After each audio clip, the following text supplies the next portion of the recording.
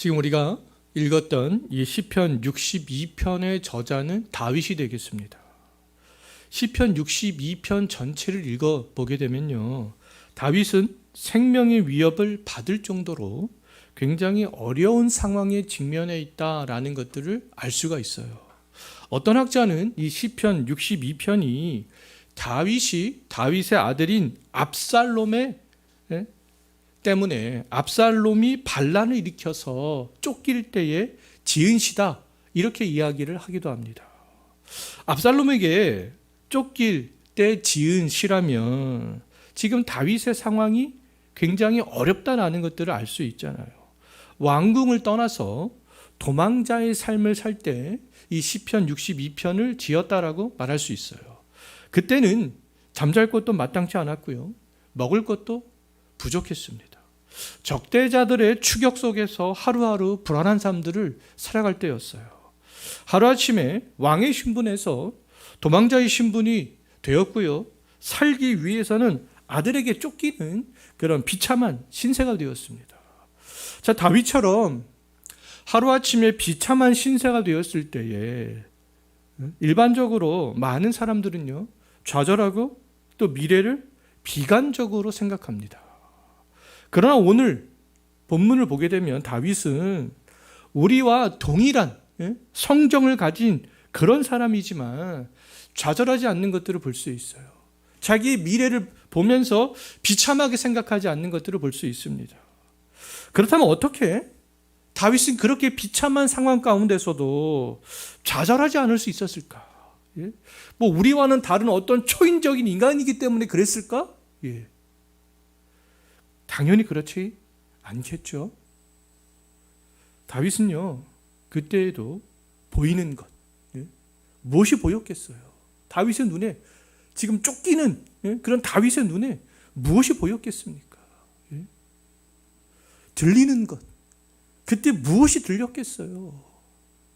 마음에서 올라오는 어떠한 생각들, 뭐 어떤 생각들이 올라왔겠습니까? 그때 다 부정적인 거 보이고 들리고 올라오지 않았겠어요?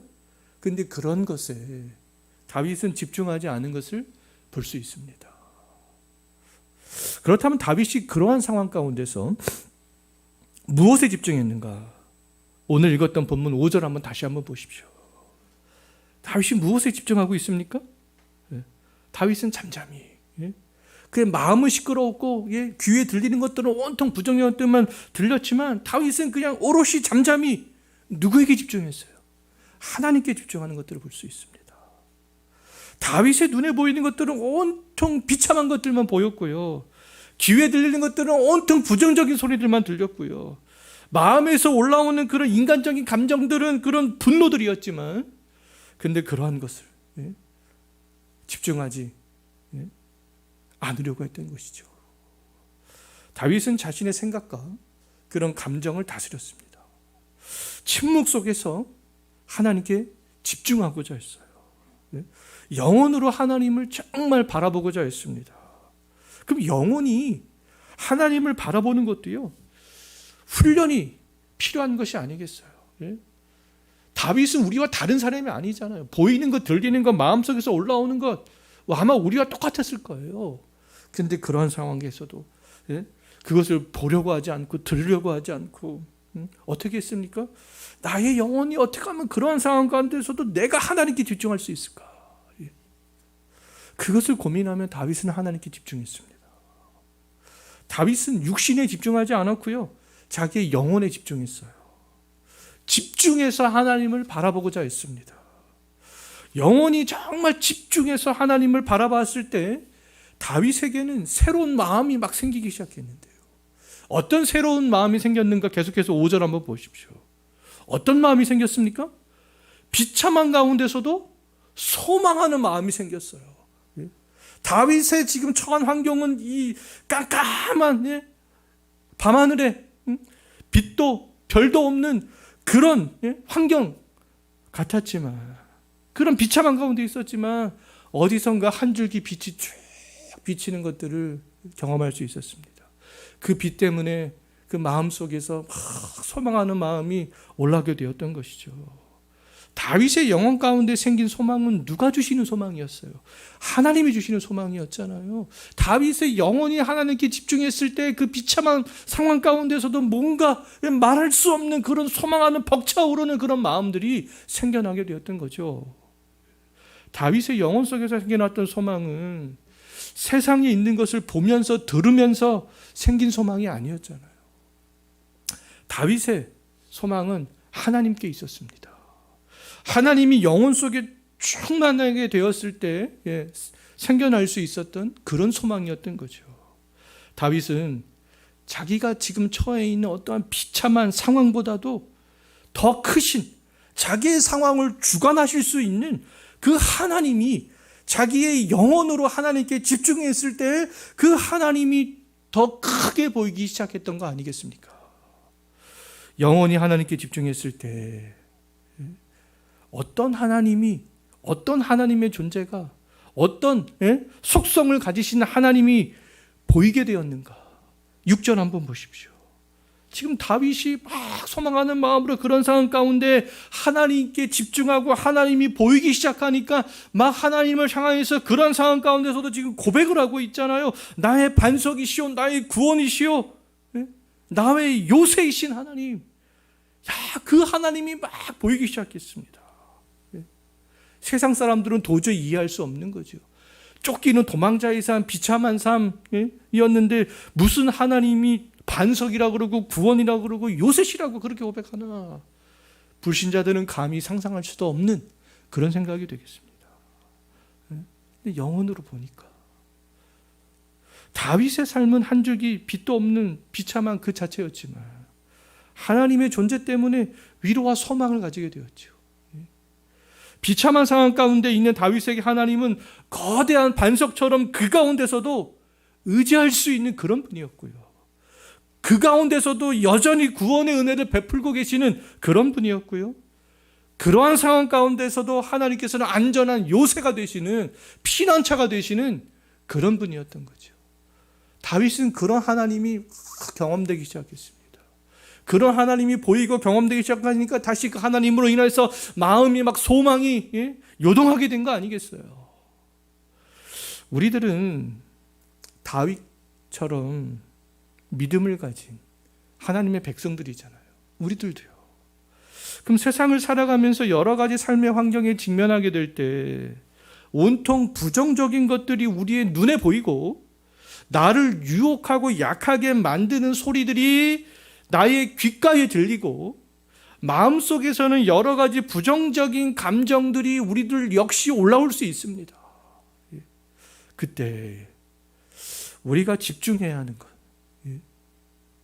눈에 보이는 것, 귀에 들리는 것, 마음속에서 올라오는 것이 아니다라는 것들을 오늘 본문을 보면 너무 잘 알 수 있잖아요. 그때 우리가 집중해야 되는 것이 뭐겠습니까? 먼저 아무것도 할 수 없을 때, 옴짝달싹 할 수 없을 때. 지금 다윗이 그런 상황이 있었어요. 그때 우리가 할 수 있는 것이 뭐밖에 없어요? 우리 영혼에 집중하는 거죠. 우리 영혼에. 우리의 영혼이 하나님을 바라보는 것이죠. 우리의 영혼에 집중하면 하나님을 바라볼 수 있게 돼요. 그것은 할 수 있다라는 것이죠. 그것은. 하나님이 어떤 분인지를 묵상하는 거예요. 하나님이 어떤 분인가? 하나님이 누구신가? 그러면 내가 처해 있는 환경보다 더 크신 하나님을 볼 수 있고 경험할 수 있습니다. 지금도 나를 인도하시고 지키시는 하나님을 다윗처럼 만나게 될 수 있는 거죠. 다윗의 고백이 나의 고백이 될 수 있어요.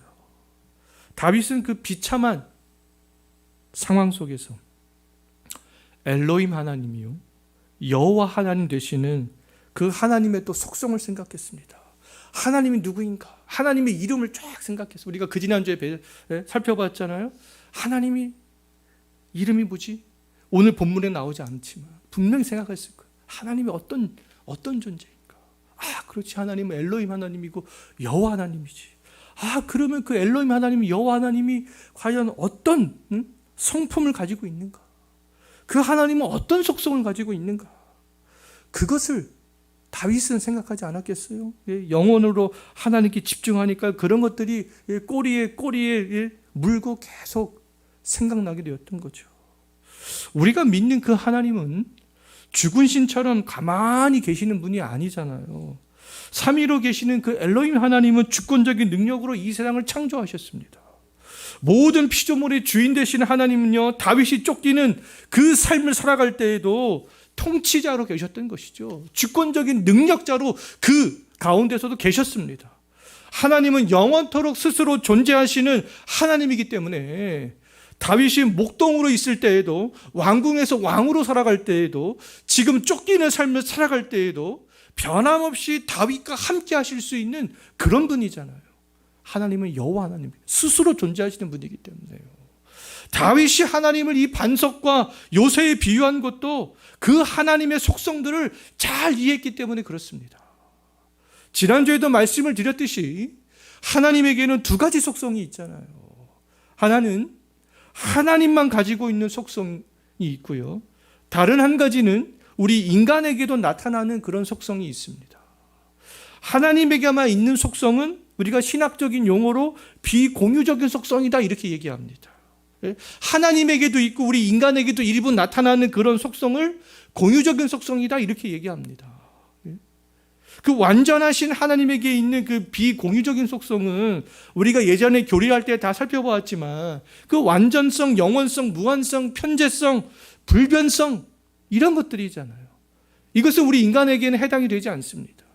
하나님에게만 해당이 되는 그런 속성들이 되는 거죠. 하나님에게도 있고 우리 인간에게도 일부 나타나는 그런 공유적인 속성들은 어떤 그 거룩, 하나님이 거룩하시잖아요. 우리에게도 거룩이 있습니다. 세상 것들과 구별되는 것, 거룩, 공의, 선함, 사랑, 신실함, 이것은 우리에게도 있는 속성인 것이죠. 자, 하나님께서는 우리와 같은 성품을 가지고 계시기도 하지만 또 우리와는 차원이 다른 성품을 가지고 계신 분이기도 하십니다. 공유적인 속성과 비공유적인 속성을 생각하면 이것을 우리가 다 이해할 수 있잖아요. 그럼 다윗처럼 우리가 정말 비참한 상황에 직면했을 때, 옴짝달싹할 수 없을 때 우리가 영혼에 집중하는 것이죠. 그냥 잠잠히 우리 영혼에 집중하는 겁니다. 그러면 우리와 완전히 다른 속성을 가지고 계신 하나님의 존재, 하나님만 가질 수 있는 그 이름을 가지고 계신 그 하나님의 존재가 보이게 된다라는 거예요. 우리에게는 없는 속성을 가지신 그 하나님은 우리의 대적자보다 강하신 분이잖아요. 압살롬이 강하겠어요? 하나님이 강하겠습니까? 영혼에 집중하지 않으면 압살롬이 강하게 보이는 거죠. 이 다윗은 영혼으로 하나님을 바라보니까 그렇지, 압살롬보다 하나님께서 더 강하신 분이구나. 그것을 보게 된 거 아니겠어요? 대적자들이 아무리 강하다 할지라도 그들은 하나님이 창조한 피조물을 의존할 수밖에 없는 그런 존재가 되겠습니다. 그들은 시공간의 제약을 받잖아요. 또 시시때때로 생각이 변합니다. 그런데 하나님은 그렇지 않죠. 나를 괴롭게 하는 모든 대적자들보다 더 위에 계신 분이 되겠습니다. 내가 처해 있는 환경과 상관없이 언제나 나와 함께 하실 수 있는 그런 분이 되는 것이죠. 시공간을 초월하기 때문에. 부유했을 때에도 비참한 상황 가운데 있을 때라도 언제나 함께 하실 수 있는 그런 분이 되겠습니다. 하나님은 모든 사람들의 생각과 각 사람들이 처한 상황을 다 아시는 분이에요. 다 아시는 분입니다. 하나님의 속성을 생각하면 돼요. 다 아실 수 있어요. 하나님은 우리의 대적자들의 상황과 우리의 상황을 그러면 역전시킬 수 있는 그런 능력을 가지신 분이 되는 거잖아요. 하나님은 결국 압살롬에게 쫓기는 다윗과 압살롬의 상황을 어떻게 했습니까? 다시 역전시켜 주셨어요. 왜요? 하나님의 언약 때문인 것이죠. 다윗의 왕조, 다윗에게 한 약속 때문에 하나님께서는 다시 역전시켜 주셨습니다.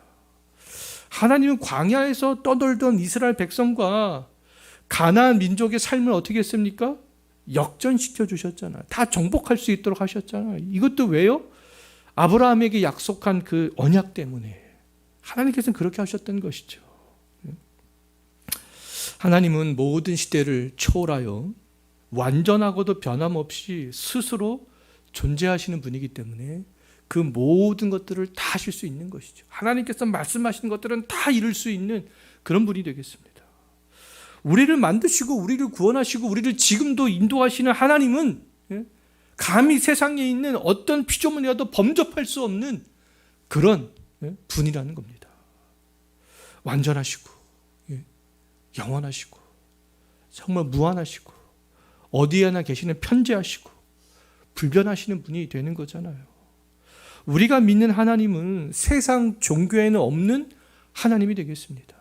어떤 세상 종교에 있는 신이 이렇게 성경에서 말씀하고 있는 하나님처럼 말하는 그런 신을 들어본 적이 없습니다. 그래서 모든 신들 중에 신이다, 그렇게 말씀하고 있잖아요. 우리는 하나님의 형상으로 지음을 받았고 그리스도 예수 안에서 하나님의 형상이 이미 회복되었습니다. 그럼 우리들은 우리의 영혼으로 하나님을 바라볼 수 있는 그런 자질을 이미 갖추고 있는 사람들이 되겠어요. 세상의 불신자들하고는 다릅니다. 우리는 이미 어떤 삶의 환경 속에서도 그럼 다윗처럼 하나님을 바라볼 수 있는 그런 사람들이잖아요. 누가요? 우리들이요. 우리에게 하나님의 형상이 있기 때문에 우리 인간에게서는 찾아볼 수 없는 하나님의 비공유적인 속성도 우리가 생각할 수 있는 거 아니겠어요? 하나님의 형상 때문에. 하나님에게는 이런 속성이 있구나. 완전하시고 영원하시고 무한하시고 편지하시고 불변하시는 그 하나님의 속성을 생각할 수 있는 것이죠. 다른 그 어떤 피조물은 생각할 수 없습니다. 오직 인간만 생각할 수 있는 거 아니겠어요? 그것도 하나님의 형상이 회복된 사람들만 생각할 수 있는 거 아니겠습니까? 인간과 본질적으로 다른 하나님의 우리가 그 비공유적인 속성들을 생각하면 하나님께 예배하고 순종할 수 있고요. 비참한 상황 가운데서도 우리가 소망을 가질 수 있게 되는 것이죠. 자, 내가 어떤 환경에 있든지 우리와 완전히 다른 성품을 가지신, 다른 속성을 가지신 하나님을 생각해 보십시오. 그 하나님이 어떤 분인가? 비참한 상황 가운데 있었던 다윗처럼 그러면 하나님은 나의 반석이시구나. 하나님은 나의 요새이시구나. 지금도 그것을 고백하게 될 거예요. 우리에게 없는 하나님의 비공유적인 속성을 생각할 때 다윗처럼 하나님을 비참한 상황 가운데서도 고백할 수 있게 되고 소망하는 마음을 가질 수 있게 되는 것이죠. 그렇다면 우리가 이 세상에서 살아가면서 우리 하나님의 형상이 회복된 우리 성도들이 해야 되는 일들은 하나님의 속성들을 묵상하는 겁니다.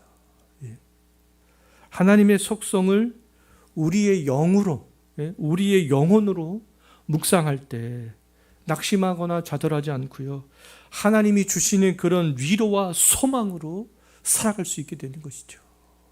우리의 영혼으로 하나님의 그 속성을 묵상할 때 그때 하나님과 정말 대면할 수 있습니다. 그때 하나님과 동행하는 그런 삶들을 살아갈 수가 있는 것이죠. 우리 영으로 그 하나님을 묵상할 때요, 하나님과 마주하고 동행하는 그런 삶들은요, 어떤 사람들은 이렇게 얘기하면 자꾸 신비적인 것들을 생각하는데 그렇지 않습니다. 하나님의 이름, 하나님의 속성, 이런 것들을 깊이 묵상하면 묵상할수록 하나님과 친밀하게 마주할 수 있고요, 하나님과 날마다 동행하는 그런 삶들을 경험할 수 있게 되는 것이죠.